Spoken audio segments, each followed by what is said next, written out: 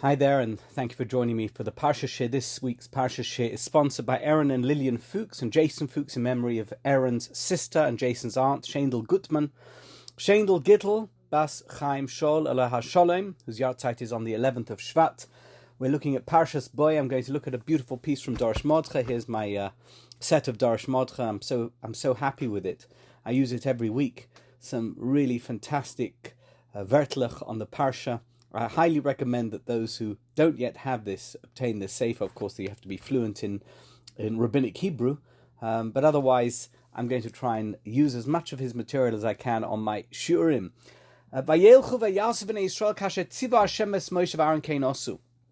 The Jewish people were given an instruction by Moshe Rabbeinu that you have to bring a Korban Pesach, and you have to start doing this and that and the other. You're going to have to get a lamb at a particular age, and you're going to have to bring it into your house for a few days before Pesach, and then you're going to have to do shechita on the lamb. You're going to have to eat the lamb for Seder night. It was the first ever Seder night, and that was going to be the night when all the Egyptian firstborns are going to die.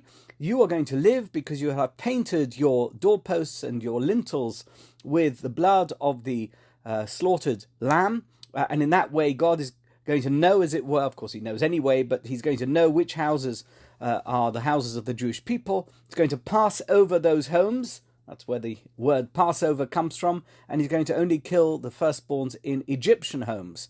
And they listened to all of these instructions, the Jewish people. Vayelchu, and they went, off they went. Vayasu b'nei Yisrael kasher tiva Hashem es Moshe v'Aaron kein osu. They did everything that God had commanded to Moshe and Aaron. In other words, the instructions that they had been given, Kain Osu, that is what they did. Now Rashi, addressing a very simple question, comes up with a beautiful answer. And it says as follows, V'chigva Osu. Rashi says, had they already done everything that it should be said in the Torah that they had done it, Kain Osu? Not really, they hadn't done it. They were only given these instructions in anticipation of the beginning of the month, and it wasn't going to be for another couple of weeks that they were going to carry out the tasks that had been laid out in front of them. But,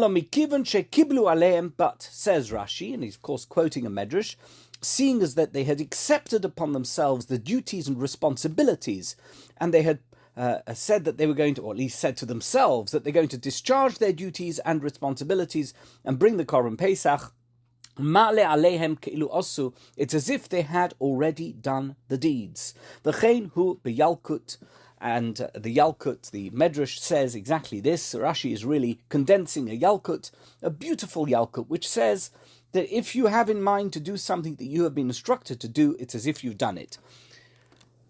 Well, it's a lovely idea, but it isn't true.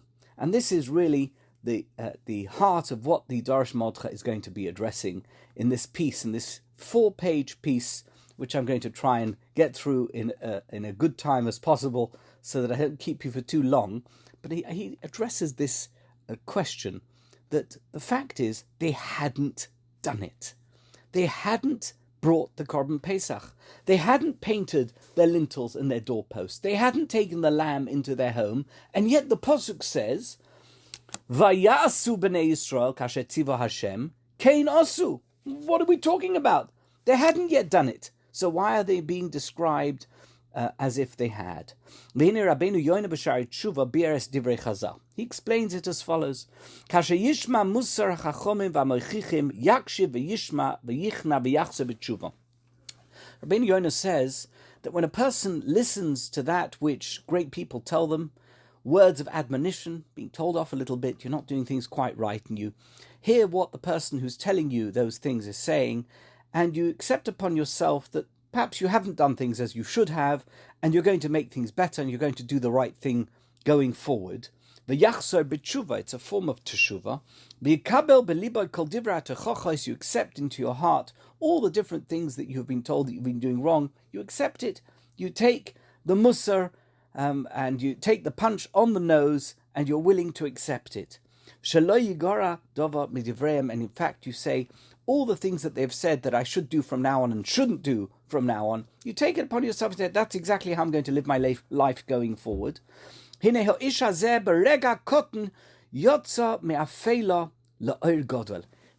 moment of acceptance, he comes out of a place of great darkness into a great of unbelievable, overwhelming light. Because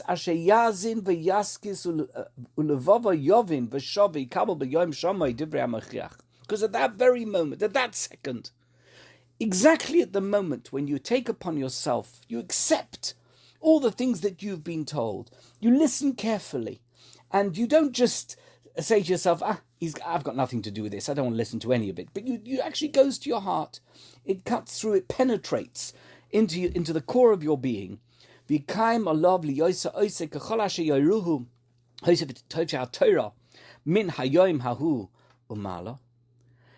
at that particular moment you say, you know what? I really understand what they're trying to get me to do, and I accept it, and I'm going to do it, and from now on I'm going to be a much better person. Because I'm going to take it into account. These people know much better than me. After all, I make mistakes, but these people understand that those mistakes have been made, and they're trying to improve me, and they're only doing it for my benefit. Also, at that moment, even though nothing has happened yet, nothing has changed, but just that moment of acceptance and taking upon yourself that things are going to change, you become a changed person. Something changes inside you.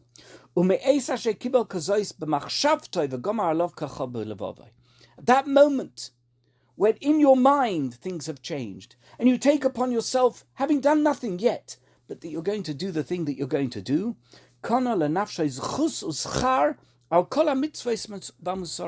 unbelievable. At that moment you take upon yourself all the merit of the mitzvahs, not that you haven't done them yet, but that you're going to do as if you've done them. Somehow you're a changed person, but to the extent that the benefit of having done those mitzvahs is already upon you.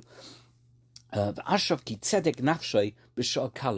amazing thing. It's an amazing achievement. It's nothing more than mind over matter at that stage, but even the matter isn't there. But your mind has made that mental jump from being the person you were to being the person that you're going to be. That is a sufficient change to make you a different person. And that's exactly what Chazal are telling us in this Yalkut that's being quoted here by Rashi. Miyad osu? Did they do it right away? That's what the Midrash says. They didn't do anything proper, full on, until the 14th of the month. But because they had taken upon themselves the duty of responsibility, that they are going to do it, they're going to go ahead with everything that God had commanded them to do, that is sufficient to have turned them into somebody, into people that already had done the act, done the deed. V'hoisif Rabbeinu Yonah, and Rabbeinu Yonah adds to this lebar v'onru. Kol shema'asav marubi michochmosei chochmosei miskayemes. Anybody whose acts are greater than their wisdom, you know what? Their wisdom will somehow prevail. The wisdom will be there, but they're people of action. Are you a person of action? That's really what counts, to do something, not to think I might do it. But the fact is that you need to do something in order to be a person of wisdom. What does it mean? Shenema na'aseh v'nishma. So Rabbeinu Yonah seems to have a problem with this, because the fact is that wisdom is important. And here's the point, the crux of the matter that the Darash Mordechai brings up. The nireh shahaya koshel Rabbeinu Yonah shepshuton shel dvarim hu tamua. So it's something problematic here that Rabbeinu Yonah wasn't happy with. That he saw that intrinsic to this declaration in Ovos der Ibnosen about kol shemasav merubim mechochmosei chochmosei miskayemes, something didn't quite add up, and he wants to address that problem. How is it possible to say that somebody whose actions are greater than their wisdom, that their wisdom is somehow going to prevail. What does that even mean? It's a lovely statement, but a statement has to have meaning in order for it to be impactful. What is the meaning here? Without the wisdom of the Torah, you know what? You would never do a mitzvah properly. Unless you know what the Torah is telling you to do, you wouldn't know what to do. So what does it mean that your actions have to be first and then your wisdom will come? So he has a problem with that because clearly there's something not quite right here in the equation. Because an Am Haaretz could never be the righteous, and a fool, somebody who's uneducated, can never be somebody who fears sin. Why? Because they don't know what the sin is. And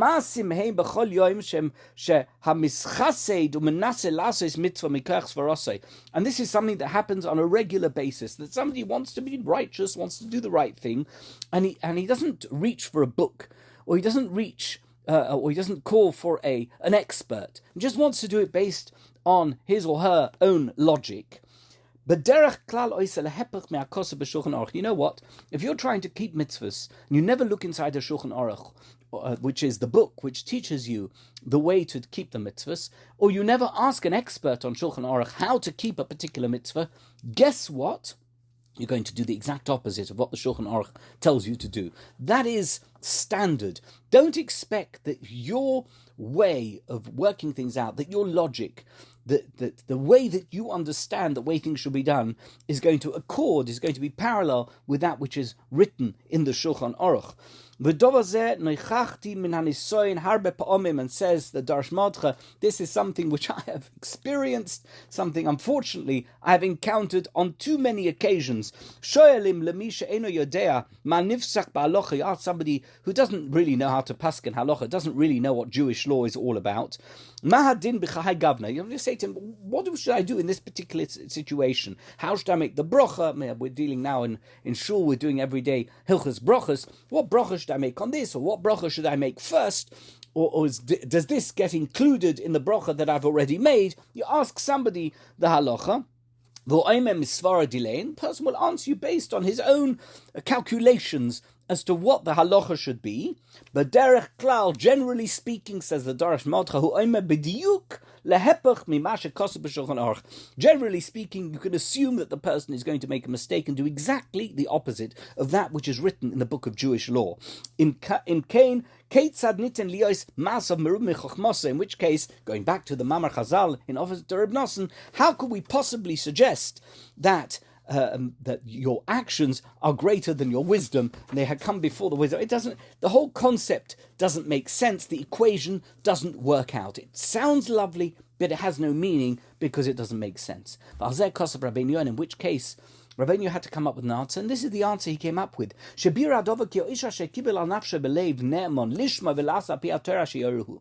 A person, he says, who accepts upon themselves that they're going to do everything that is right. They're going to go ahead and they're going to do the right thing. Everything that the Torah expects of them and wants them to do. He's going to, she's going to carry out everything that those who stand in judgment, who are great experts in the fields that they are experts in, to do with the mitzvahs that they wish to do. They're going to do everything that is expected of them in the expertise of those who know what they're talking about. At that particular moment, they already take upon themselves. That in and of itself is like an act, because you are taking upon yourself that you're going to do the right thing, not the thing that you think is right, but that which is objectively right, because it's been taught to you, or because it's through knowledge that you have studied from the places, from the sources that are going to give you the correct information. Because that you're going to listen to what the Torah tells you, you're going to understand them, and that's going to be it. And that which you haven't heard, you don't know about,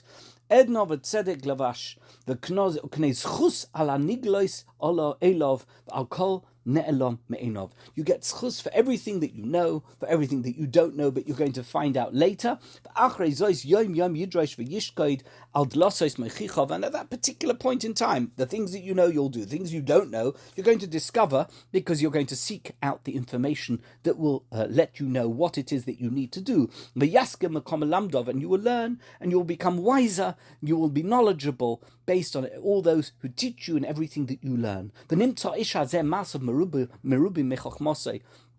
And yourself, that person, their actions are more than their wisdom, because that which they know, and that which they don't know, but they're going to find out. Those things they don't know, but even though they don't yet know exactly how to do that particular thing, you've already received the benefit, the merit of having done it is with you. Why? Because you are going to find out. What you know, you do. What you don't know, you're going to do, and that wisdom is going to prevail. And that is comparable to that which the Jewish people said, the Israelites, at the foot of Mount Sinai, expressed their zeal by saying, Naaseh v'nishma, we will do v'nishma, and we will listen. But we will do that which we do, we already know how to do. For example, they already knew how to keep Shabbos because they had already received the mitzvah of Shabbos. There are certain aspects of Shabbos they may not have known. So those things, v'nishma, Nishma, they're going to find that out, but they already get the benefit of the Nishma because they are Naaseh people. Shegdimu Kabbalas Hamasim al Nafsham Lifnei Hashmiya, even before they heard exactly how to fulfill a mitzvah, they had already accepted upon themselves that they're going to do the mitzvah properly, not based on their own logic and their own rationale as to how a mitzvah should be performed. Because, of course, in any other aspect of the human condition, we could never say that a person's act is greater than their wisdom, because if they don't know what they're doing, then what they're doing is wrong, and that obviously it's not going to be the right thing. Okay, that's what Rabbeinu Yonah says. Continues the Darash Mordechai, Ulam Hiksha Mashgiach Hagon HaTzadik Rabbi Cheskel Levenstein, Zatzal. Rabbi Cheskel Levenstein, of course, the great Mashgiach of Mir, who stuck it out with the Bochrim in Shanghai during the Second World War, came via San Francisco to New York in 1946, and in 1948 he traveled from the United States to the Medinat Israel. When the state of Israel was established, initially he was the Mashgiach in Mir in Yerushalayim, but soon afterwards, after the passing in the 1950s, in the early 1950s of Rabbi Dessler in Ponevezh, he became the Mashgiach of Ponevezh for almost 20 years. He passed away in 1972. He was known as the great Mashgiach of Eretz Yisrael, the person whose words were sought out by everybody in the Torah world because he was such a pure and holy soul. Anyway, he says as follows, the soif soif lo osu. He says the fact is, it's all very nice. Rabbeinu Yonah, what he says is beautiful, but in the end, the question still stands. You haven't done that which you said you were going to do, and even if you know that you're going to do it properly, you still haven't done it. So, ve'eich ne'ema b'Torah ve'yasu. How can it say that they did it, but kein osu? V'tiritz shebe'emes b'chol pam she'yehudi oisa mitzvah, af pam hu eina oisa, lula shebara oilam noisin loi, es klei hamasa, lasois hu, says Rabbi Cheskel Levenstein, a fantastic yesod, a foundational principle. When you decide you want to do a mitzvah, how can you do the mitzvah? Only because Hashem gives you the ability to do that mitzvah. If Hashem didn't give you the ability to do the mitzvah, you wouldn't be able to do it. So that which you've taken upon yourself to do the mitzvah, and even as you're doing it, is only because God gives you the ability and the capability of performing that particular task which relates to the mitzvah. Nimtza shelo kol avodas ha'adam hi lirtzos ritzoin Hashem v'oz HaKadosh Baruch Hu mesayeh b'yodai. The truth is, the only thing that we have, which is personal to us, is the desire, the will to do the mitzvah. Everything else that follows is God giving us the ability to do that mitzvah. When we decide to do it and we begin the process of doing it, everything that follows is God allowing us to do it. To take the thoughts that you had in your mind, in your brain, in your conscience, to do the mitzvah and allow them to become a part of the reality of the things that go on in the world. You decide, for example, you're going to make a bracha. Now, if you're not able to speak at that moment in time, then it doesn't matter how much you've got it in your head to make a bracha, you're not going to be able to make the bracha. So now you decide you're going to make a bracha, and then your mouth begins to articulate it, and your vocal cords, your voice sounds the bracha. Guess where that comes from? That comes from Hashem. Hashem has enabled you to do a bracha. You want to give tzedakah. I pledge I'm going to give $1,000 to charity. Okay, it's a lovely thing. It's in your head. Now you want to do the mitzvah. You take out your checkbook. You write a check for $1,000, and you give that check for $1,000 to whichever charity you've chosen to give it to. That ability to do the thing that you decided you want to do, that comes from Hashem. But the thought, that's yours. The thought belongs to you. That's what Reb Chaskel Levenstein's foundational principle is. So even at that moment when you conceive of doing the mitzvah, that becomes the moment when the mitzvah begins, and it's as if you've done it. Because at that moment in time, you've finished everything that you're going to do in terms of the mitzvah. What follows is all God enabling you through all the acts that you do to do the mitzvah and carry it out.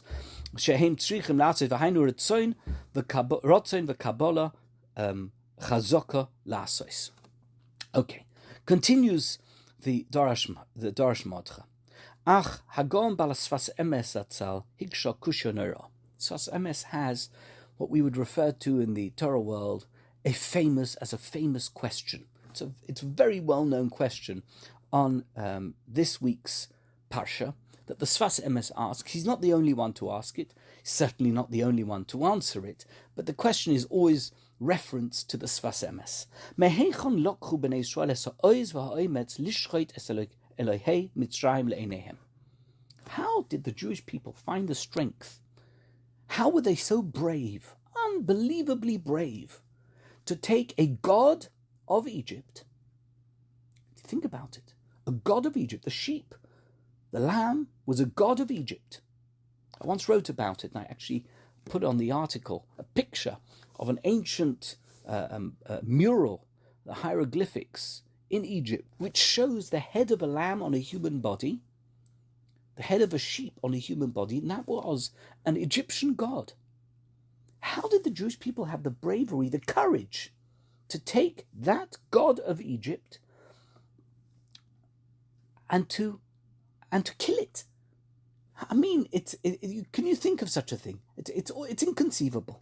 Latzmeinu hayom, nitar latzmeinu hayom. Let's try and think of a comparable analogy for today. Yehudi sheikones le'echad mikfari ha'aravim. Somebody who goes into one of the Arab villages, hamusukonim, the most dangerous ones where you're not protected. Yamoid b'rechov, and stand in the street shel ir v'yikalel es neviom, and curse out the prophet of the Muslims. Can you imagine doing such a thing? Can you even think of ever doing such a thing? He's never going to get out of there alive. I mean, it's a fact. You won't escape from that. In which case, how did the Jewish people, it's exactly the same thing, how did they have the chutzpah?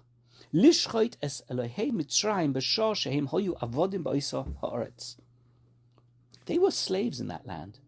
They weren't yet free. I know we know the end of the story, but at that stage they're not yet been freed. They're in grave danger. How did they have the courage to go and take a god of Egypt, their lives hanging by a thread every second? The Egyptians could kill them. How did they have the courage? This is the Sfas Emes's question. Famous, well-known question on this week's Parsha. And in fact, he says, the Darash Mordechai presents another perspective from the Ma'or V'Shomesh. Who was one of the earliest of the Hasidic writers, famous Rebbe in Krakow, and he wrote the Ma'or V'Shomesh. He was in the 19th century. He asks the following question: Ma haribuso bazeh she'osu mitzvah achas? Why are we so impressed? He says, and he's coming from a totally different perspective. Why are we so impressed that the Jewish people performed this one mitzvah? Why are we so impressed? How many mitzvahs do the Jewish people have in Egypt? One One mitzvah. What was their mitzvah? They have to bring a korban pesach. That was it. Ma koichi lekai mitzvah achas. Says Ma'over Shemesh. This is not such a famous question. He says, what was the big deal that they did this one mitzvah? You asked to do one thing and you did one thing. Big deal. Why are we so impressed? Mavar Ma'over Shemesh, and he explains as follows. Shakadosh Baruch Hu amar Moshe shedam hapesach yeh le'os al habotim. God said to Moshe Rabbeinu, do you know what they have to do with the blood of the Paschal Lamb, of the Korban Pesach? They have to put it as a sign on their homes. That's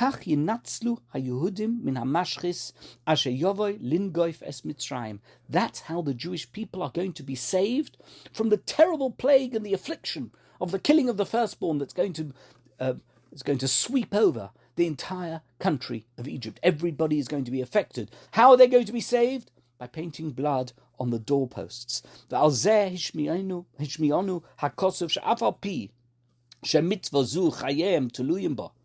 here from this we can see that the Pasuk is telling us that even though this was a mitzvah, that their lives depended on it, that this mitzvah, that it was the only way that they could save themselves from being killed by Hashem. That's a frightening thought. God is going to sweep over an entire country and every firstborn is going to get killed unless there is blood on the doorposts of their home. So this is an important mitzvah to them to carry out. They didn't do it because they were going to be saved by doing this mitzvah. And that's what the Pasuk is telling us. Do you know why they did it? Because Hashem told Moshe that this is what the Jewish people have to do. We're not doing it to save ourselves. We're doing it because we want to do Avodas Hashem properly. We want to serve Hashem. That's why they did it. Kuloi l'shem shamayim. Everything for the sake of heaven. Nothing because it would mean that they would have salvation and redemption. But now the kasha becomes much stronger. The question of the sfas emes. Because think about it. What they're doing is l'shem shamayim. They're not even doing it because they're going to save themselves. Because that somehow could answer the question. Of course they were doing it because it was the only way they can get out of being killed. So they would prefer to not get killed than to be punished by the Egyptians. Sfas emes, now using Ma'over Shemesh's logic, has a much stronger question. They weren't even doing it for that. They were doing it because Hashem had commanded them to do it. Heim osu pa'ula shel mesirus nefesh noirois. They did something which was incredibly brave, life-threatening indeed. It was life-threatening. And they didn't do it because they were going to get any benefit out of it. They did it for the sake of heaven. Where did the Jewish people get the koach, the bravery, the courage to do such an incredible thing? Says the Darash Mordechai, v'nire lebair al pi ma shebi'aru rabbeinu v'bi'aru ma she'omar HaKadosh Baruch Hu leMoshe. We can use the pasuk which is earlier on in Shmos. Remember, God encounters Moshe Rabbeinu at the burning bush. And he says to him, "Shal na'alecha me'ar raglecha." Take your shoes off your feet. Because the land upon which you are standing is holy land. It's sacred land. Take your shoes off. It's not appropriate that you should be wearing shoes in such a place. Moshe Rabbeinu shoyles b'orei olam. And the foundation for all of this is that Moshe Rabbeinu asked God, what is the merit that the Jewish people have that they should be saved from slavery in Egypt? Why would they have this incredible, powerful benefit of God's mercy? What had they done to achieve that level that God would save them from Egypt? Do you know who they were? These are people already worshipping Avodah Zarah. They got caught up in the culture of Egypt. They were not perfect by any stretch of the imagination. The way they are described by Chazal is that they had sunk to the 49th level of impurity, of spiritual impurity.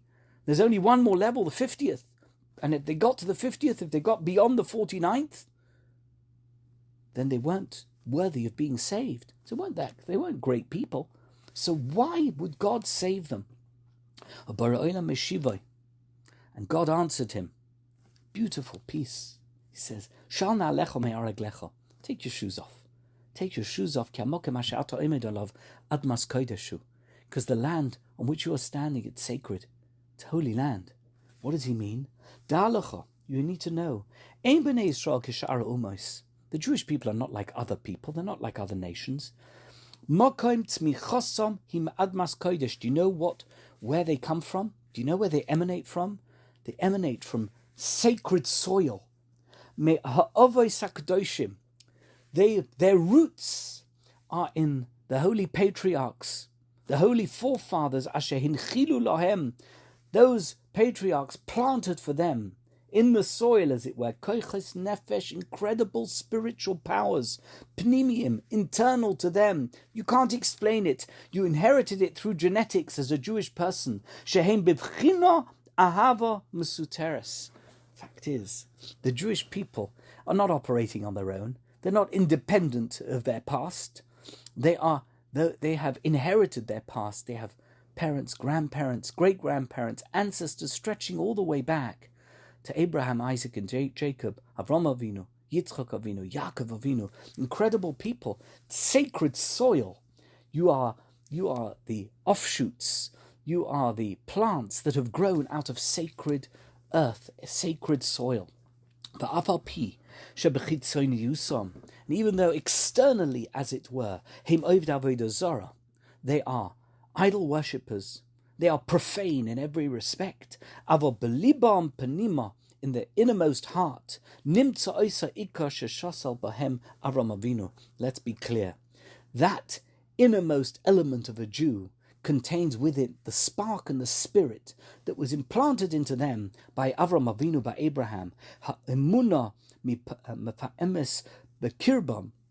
The emunah, the devoted faith, is something that really is shining from within them. And that's why they are worthy of being saved. They are worthy of salvation. The founding Rosh Hashiva of Volozhin Yeshiva wrote, Baruch Chaim, he wrote it in the Sefer Ruach Chaim, Asora Nisyonis Nisnasa Avram Avinu.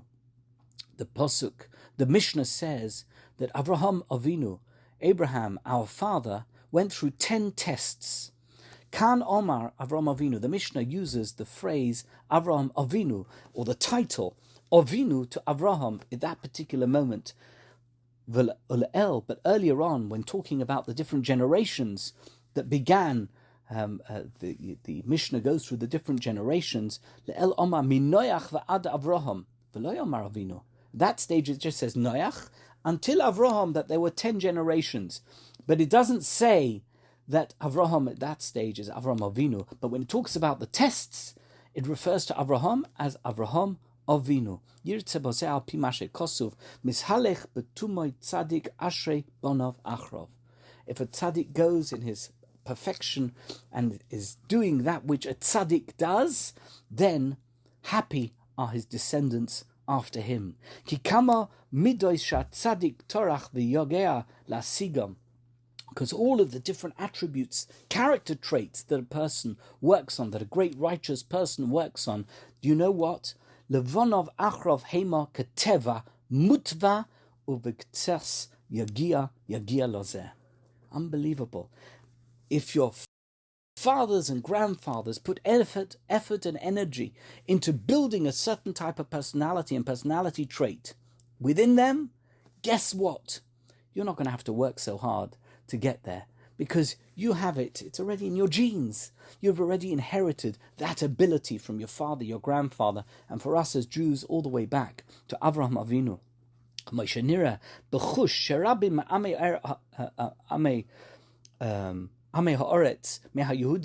Many of those who are so-called ignorant within the Jewish sphere, are ready to give up their lives.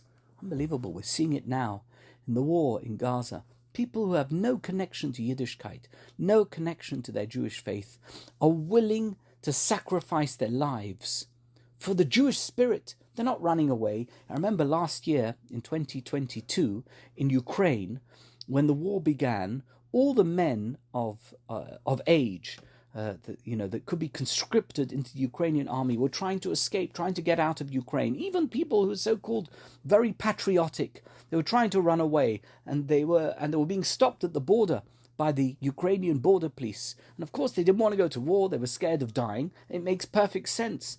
But if they're so patriotic, if they are such Ukrainian patriots, why wouldn't they stand up and fight against the Russians?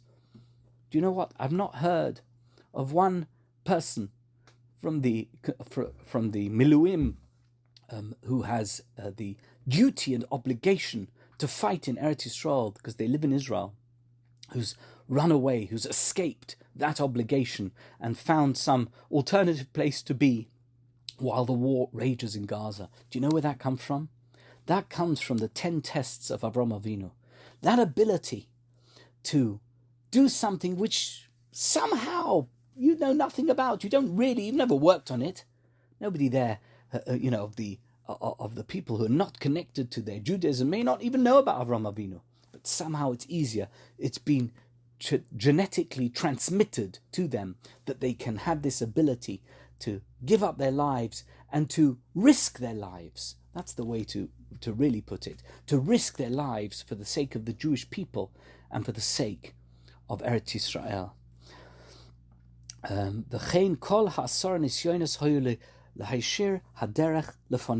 All of these 10 tests were there to kind of have minisoyan, and that which we have the ability to take everything that heaven pushes our way, that ability, that bravery, that, you know where it comes from? It comes from Avram Avinu minisoyan hara'ov sheloi hirer achar midos Hashem Yisbarach. At no stage did Avram Avinu ever say, God, why are you doing this to me? He was willing to take it on, and he was willing to do whatever God expected of him, even in the most difficult and challenging of circumstances.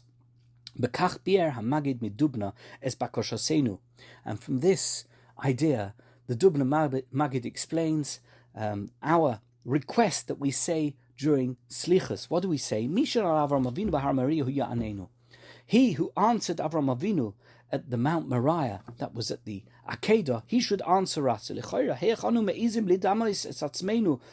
Avinu, how do we have the chutzpah to compare ourselves to Avram Avinu, Bishah she'amad b'nisoyan, when he was standing the greatest of all the tests, Nekudas hasibachayav, this was the pinnacle of his life, the greatest test that anybody could go through, but he went through it. At that stage, God said to him, I know that you are somebody who fears God. I understand, because look what you're doing, what you're willing to do. The Akedah bound his son and was ready to sacrifice him. How do we compare ourselves to Avram Avinu at that moment in his life that we can say, as you answered Avram, so too you should answer us? We're not saying we are like Avram Avinu, says the Darash Mordechai, and he's quoting the Dubna Magid. He's saying, we're not saying that we are like Avram Avinu, we're saying we should let us at least benefit through the merit of Avram Avinu. We have all of us inside us a little bit of Avram Avinu. Find that Avram Avinu, God, and answer that part of us. The very purest, innermost part of every Jewish person's neshama is an Avram Avinu section. And that section is what we're saying when we say, He's going to answer us, please answer us. He's going to answer the Avram Avinu like he answered the original Avram Avinu. We've inherited those character traits, and we have an Avram Avinu inside us, and that is what God is going to answer when he answers us. He nafsho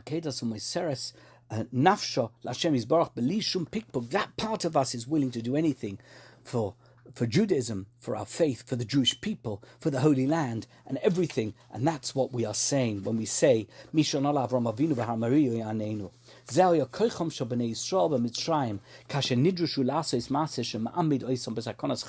answers the Sfasemis' question. How did they have the koyach hanefesh? How did they have the strength? How did they have the courage? How did they have the bravery to slaughter the god of the Egyptians? You know why? Because they were descendants of Avram Avinu. They found the Avram Avinu in them, and they did it. That's why they did it. They didn't question it. They didn't second guess it. They didn't kick the tires. They weren't trying to get away from it. They weren't trying to run away and had to be held back. to do it. Not at all. They just took the god of Egypt, they slaughtered it as they had been instructed. Zuhi pnimius nefesh ha'Yisraelis. This indeed is the innermost soul of every Jew.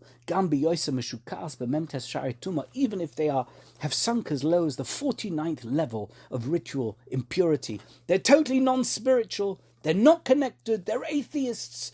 They're whatever you want them to be. They're communists. They're socialists. They're whatever you want them to be. They're completely drawn into the world of capitalism. They're making money.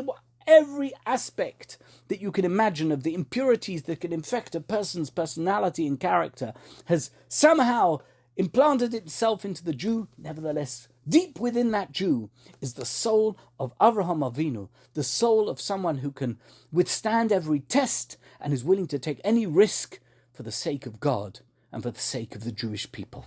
Yesod zeh yesh by makar idud lanu. You should know something, says the Darash Mordechai. This particular trait is something that's deeply embedded in us, in this, the final generation, before the Messianic era.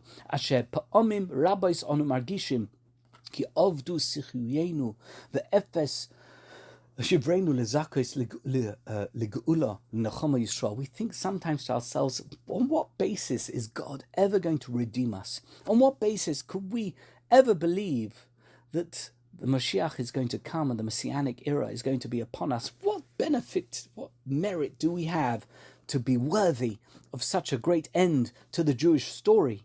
We need to know that doesn't matter what happens, whatever it is, this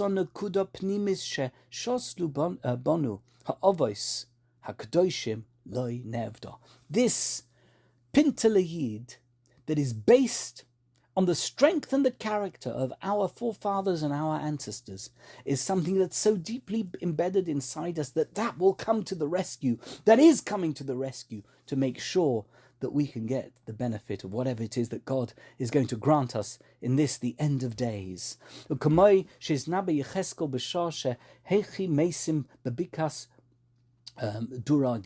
the famous story of the dry bones. But Omru b'Gemara Sanhedrin, the Gemara says, well, what's the story there? The Tanya Rabbi Eliezer Omer, Meisim shehechyo Yecheskel omdu al ragleim. The Gemara says that strange thing. It says that these dead bones that Yecheskel brought to life, they stood on their feet. V'omru shira v'meisu, and they stood up. They sang a song of praise to God, and then they died again. Ma shira omru. Which song did they say? Which shira? Hashem meimis b'tzedek u'mechaye barachmim. That's the song they sang. Those are the lyrics of the song, that God kills with righteousness and He brings to life with mercy. Rabbi Yeshua Omer Shira Zu Amru. He says a different shira they said, and he quotes a shira from Shmuel Aleph Perek Beis. Hashem meimis u'mechaye moed sha'ol v'yah. Another shira that they sang also on the same theme. Rabbi Yehuda Omer Emes Mashal Haya. It says true that this was an analogy, it was a parable. Amalei Rabbi Nechemia, im Emes, Lama Mashal. If it's true, why would you say it's a parable? But in Mashal, if it's a parable, Lama Emes. And how's it possible it's true? You can't have it both ways. Either it is true or it isn't true. To which he responded, he said, Elo be'emes Mashal Haya. In truth, it was a parable. Rabbi Eliezer ben Oisha, Rabbi Yossi Aglili, Meisim Shehechyo Yecheskel Olu Eretz Yisrael. This is a strange thing. He says that these dead bones that Yecheskel brought to life, they came on Aliyah to Eretz Yisrael. The Nosu Noshim, and they married women. V'hilidu Bonim U'Bonos, and they had sons and daughters. Amad Rabbi Yehuda ben Beseira al Ragla v'Amar Ani mibnei b'nehem. And do you know what? Rabbi Yehuda ben Beseira sprang up, and he said, I am descended from these dry bones. And these tefillin that I'm wearing, I inherited from them. And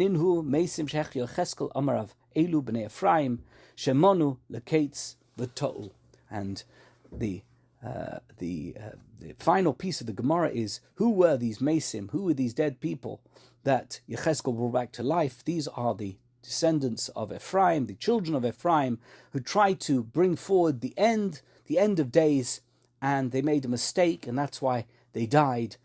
They weren't, unfortunately, able to bring that moment into a reality. What is this teaching us? The Darash Mordechai says it's teaching us a profound lesson. It's a parable, but it's also true. We are those dry bones, because we don't have the life of our ancestors, and yet within us is this pintala, is this tiny speck of unbelievable light, of overwhelming light, the light that shone out of Avraham, Yitzhak, and Yaakov, the light of the forefathers, the light of the patriarchs, that enables us to bring ourselves to life and to be that which we need to be in order so that we can bring about the greatness of the Messianic age. We are able, all we need to do, it's mind over matter. Our mind can make the dry bones come to life. Our mind can enable us to sing shirah, to sing a song to Hashem. Our minds can enable the coming of Mashiach. And all the problems and all the tests and all the challenges that we face, and there are many, and they are grave, and they are extremely difficult. They are all just steps along the way. Because in the end, if the Jewish people in Egypt were able to slaughter the Egyptian god, because that's what God commanded them to do, and they were able to do so because Abraham had come before them, how much more so are we able to slaughter the lamb that is the God of the world that is out to destroy us, and to embrace God. Vayasu b'nei Yisrael kasher tziva Hashem kein osu. It's in anticipation of that which will be done, and yet it's as if we have already done it. We'll leave it here. Thank you.